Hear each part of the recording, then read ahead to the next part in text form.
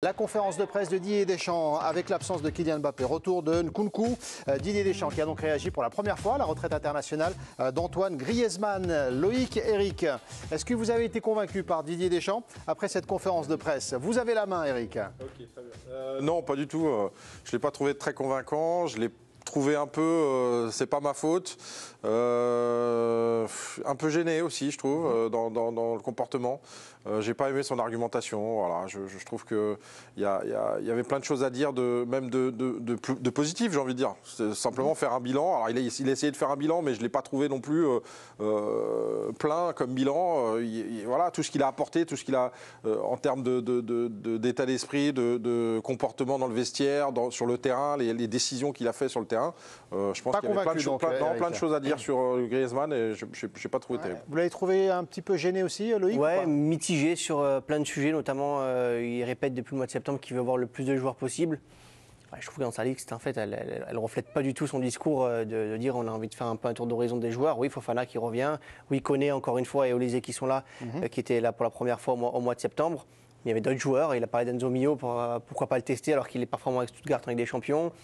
Pourquoi pas Malo Gusto sur le côté droit. C'est une équipe qui manque de cadres. Et puis finalement, il y a des cadres qui ne rappellent pas. Benjamin Pavard, qui est l'un des joueurs les plus sélectionnés, n'est pas là. Kingsley Coman, qui était titulaire hier encore avec le Bayern Munich, qui n'est pas là non plus. Je ne comprends pas. Giovanni Castaldi est toujours en direct avec nous depuis le siège de la Fédération française de football où Didier Deschamps a révélé sa liste et a parlé donc de la retraite internationale d'Antoine Griezmann. Eric Rabessandratana n'était pas franchement convaincu par les explications et la prise de position de Didier Deschamps. Vous, Giovanni, dans la salle, vous l'avez trouvé comment, Didier Deschamps, sur ce sujet-là notamment? Déjà, il a fait l'honneur de répondre à une question d'un journaliste. C'est formidable dans les temps qui courent. Non, plus sérieusement, moi, je l'ai trouvé plutôt sincère. Je l'ai trouvé touché. On a senti que c'était un moment d'émotion. D'ailleurs, sa première réponse dure très longtemps. Il y a autre chose, à mon sens, qui prouve qu'il a été sincère. Alors, c'est peut-être un détail, mais quand il a comparé la retraite d'Antoine Griezmann, il a évoqué celle de Hugo Lloris et de Raphaël Varane. Il a complètement oublié Olivier Giroud. Preuve que, ça c'est une conviction personnelle, mais je pense qu'il ne les met pas au même statut. Moi j'ai trouvé un homme touché. Il nous a même révélé une petite indiscrétion en disant qu'il semblerait un moment, Antoine s'est posé des questions et que là il sentait que c'était pas le bon moment et il a discuté avec lui. Non, sur la thématique d'Antoine Griezmann, je l'ai trouvé plutôt bon et convaincant et surtout j'ai senti de la sincérité et je l'ai senti ému. On va l'écouter, Didier Deschamps. Si vous n'étiez pas avec nous, petit extrait sur ses explications donc à la suite de la retraite internationale d'Antoine Griezmann. Et on reviendra au sujet Kylian Mbappé. Il a également révélé qu'il n'était pas dans les meilleures dispositions psychologiques lors du précédent rassemblement. Et c'était un moment là aussi fort dans cette conférence de presse. Mais réécoutons-le tout d'abord au sujet d'Antoine Griezmann.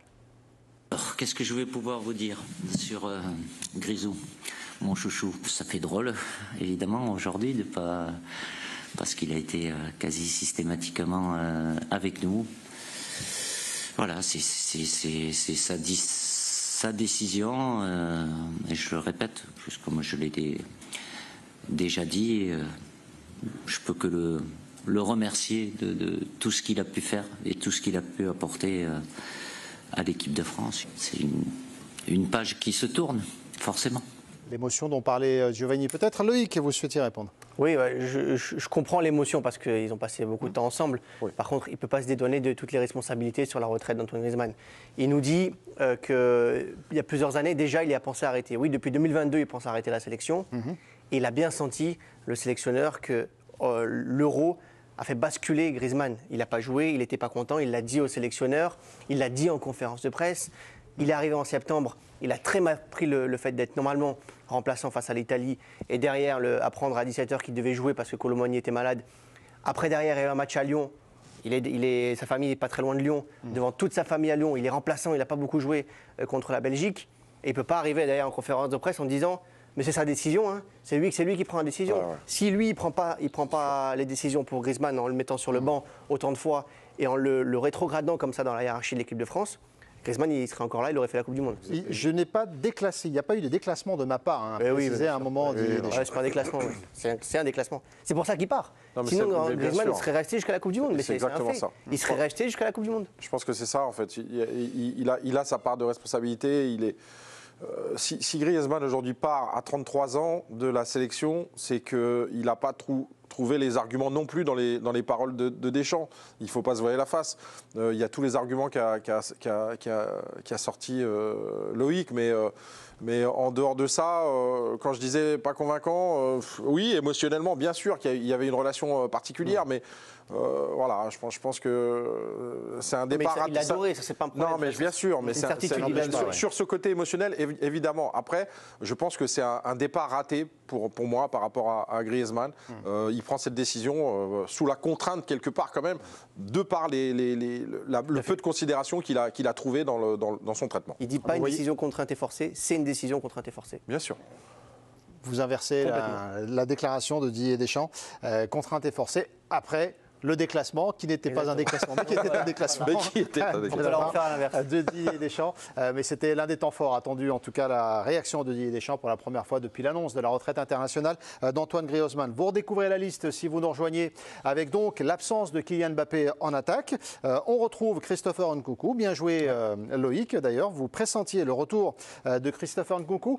Giovanni, par rapport à cette liste, quelles sont les principales orientations ou les faits à retenir pour ceux qui nous regardent, vous qui suivez cette équipe de France désormais?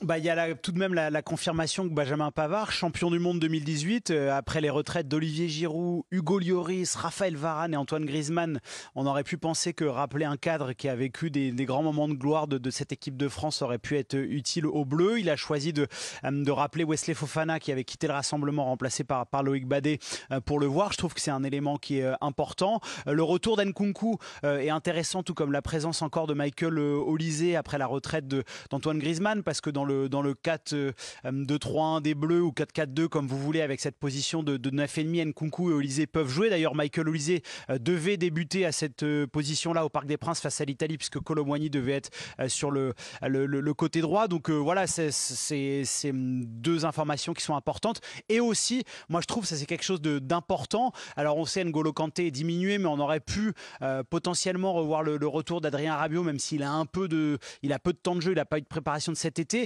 Le retour quand même de Manu Koné et Matteo Guendouzi, on disait que le rassemblement de certains ne servait pas à grand chose. Manu Koné et Guendouzi étaient très bons face à la Belgique et font leur retour.